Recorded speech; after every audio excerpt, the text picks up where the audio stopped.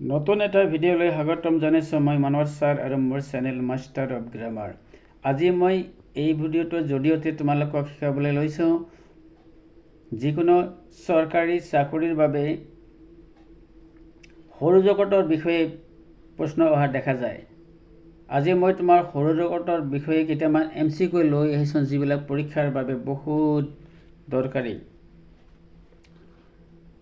প্ৰথম কুৱেশ্যনটো হৈছে সৌৰজগতৰ কোনটো সদস্য নহয়।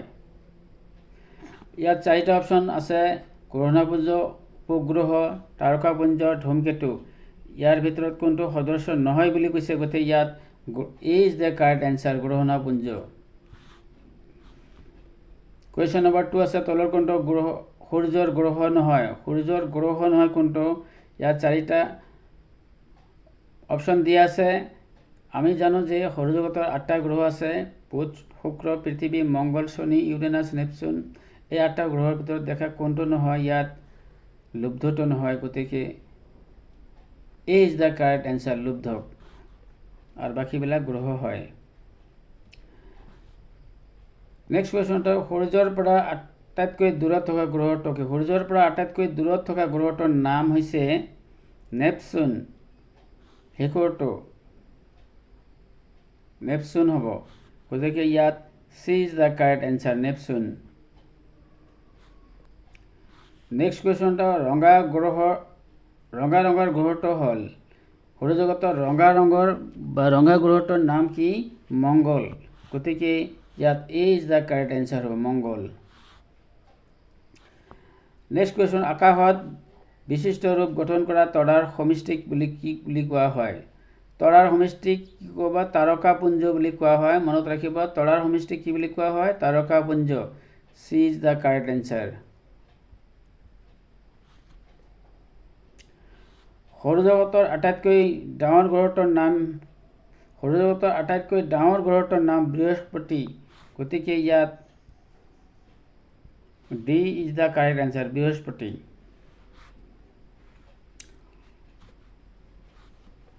পপীয়া তৰাবোৰ প্ৰকৃততে ডেছ নহয়। পপীয়া তৰাবোৰ প্ৰকৃততে তৰা নহয়। ইজ দ্য কাৰেক্ট এনচাৰ তৰা নহয়।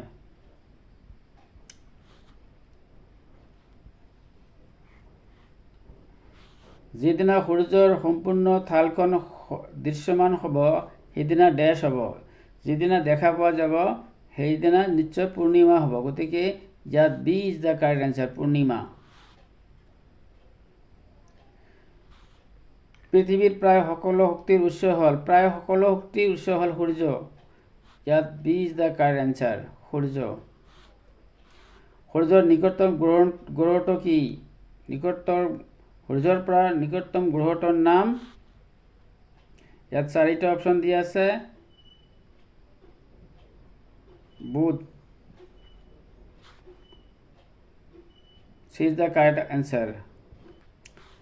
তলৰ কোনটো পৃথিৱীৰ আটাইতকৈ ওচৰৰ গ্ৰহ? পৃথিৱীৰ পৰা আটাইতকৈ ওচৰত থকা গ্ৰহটোৰ নাম শুক্ৰ। D is the correct answer শুক্ৰ। পৃথিৱীৰ পৰা আটাইতকৈ ওচৰত থকা গ্ৰহটোৰ নাম শুক্ৰ। সৌৰজগতৰ কোনটো গ্ৰহত জীৱৰ উপস্থিতি আছে? সৌৰজগতৰ 9টা গ্ৰহৰ ভিতৰত পৃথিৱীতহে জীৱৰ উপস্থিতি আছে, গতিকে C is the correct answer পৃথিৱী। সৌৰজগতৰ ক্ষুদ্ৰতম গ্ৰহটো কি নাম? বুধ। C is the correct answer. বুধ হ'ল সৌৰজগতৰ ক্ষুদ্ৰতম গ্ৰহ। পৃথিৱীৰ কক্ষপথৰ বহিৰ্ভাগৰ প্ৰথম গ্ৰহটো কি? পৃথিৱীৰ কক্ষপথৰ বহিৰ্ভাগৰ প্ৰথম গ্ৰহটো হৈছে মংগল। ইজ দ্য কাৰেক্ট এনচাৰ মংগল। তলৰ কোনটো গ্ৰহৰ বৰণ হালধীয়া গ্ৰহটোৰ নাম কি? মনত ৰাখিব, হালধীয়া গ্ৰহটোৰ নাম শনি। C is the correct answer.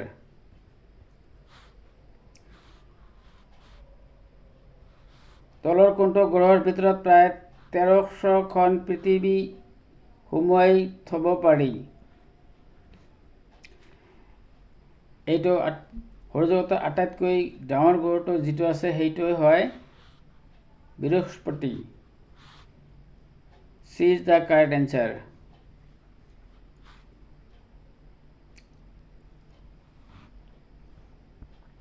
বৃহস্পতিৰ গ্ৰহটোৰ ভৰ পৃথিৱীৰ ভৰৰ প্ৰায় বৃহস্পতি গ্ৰহটোৰ ভৰ পৃথিৱীৰ ভৰৰ প্ৰায় কিমান গুণ হ'ব?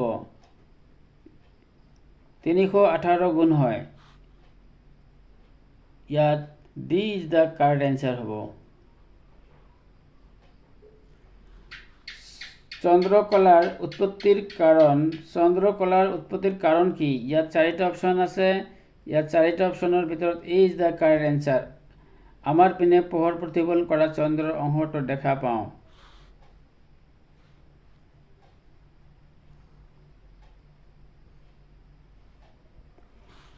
সৌৰজগতৰ মুঠ গ্ৰহৰ সংখ্যা কিমান?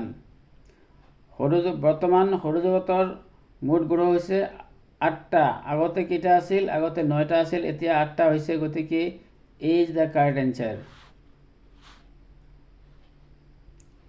তলৰ কোনটো গ্ৰহ বৰ্তমান সৌৰজগতৰ পৰা বাদ দিয়া হৈছে?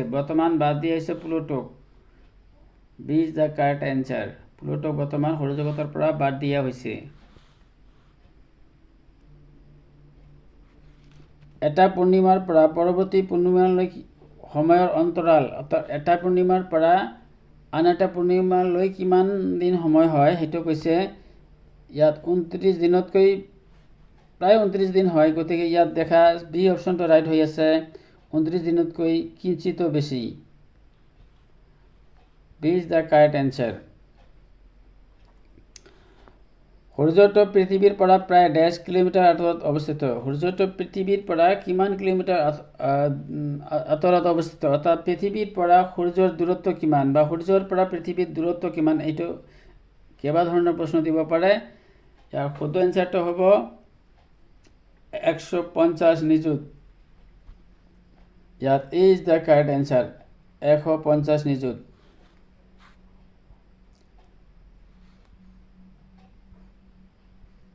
প্ৰিয় শিক্ষাৰ্থীসকল, ভিডিঅ'টো যদি ভাল লাগিছে এটা লাইক দিব আৰু চেনেলটো যদি এতিয়াও ছাবস্ক্ৰাইব কৰা নাই চেনেলটো ছাবস্ক্ৰাইব কৰিব।